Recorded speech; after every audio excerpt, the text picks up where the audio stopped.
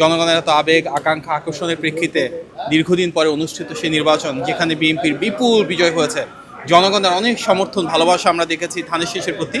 তার প্রেক্ষিতেই আমাদের নেতা জনাব তারেক রহমান, যিনি সামনে ইনশাল্লাহ প্রধানমন্ত্রী হিসেবে খুব শীঘ্রই শপথ নিতে চাচ্ছেন, হয়তো জাতিকে ধন্যবাদ জানাবেন, শুভেচ্ছা জানাবেন, কৃতজ্ঞতা জ্ঞাপন করবেন এবং কিছু দিক নির্দেশনা তিনি দিবেন দলের নেতাকর্মীর উদ্দেশ্যে। বৃহত্তর পরিসরে কিভাবে প্রতিটি গণতন্ত্রকামী রাজনৈতিক দলকে সাথে নিয়ে একসাথে দেশ বিনির্মাণ করা যায়, সেটিকে নিয়ে হয়তো ওনার বক্তব্য থাকবে। দীর্ঘদিন ধরে উনি তৃণমূলের রাজনীতি করেছেন, বাংলাদেশের সব শ্রেণী পেশার মানুষের ভাগ্য পরিবর্তনের জন্য কাজ করে যাচ্ছেন। সুতরাং জনগণের যে ভালোবাসা ও তার নিজের যে জনসম্পৃক্ততা এবং গণমুখী রাজনীতি, তার ফলেই আজকে এই বিশাল জয় বিএনপি অর্জন করেছে।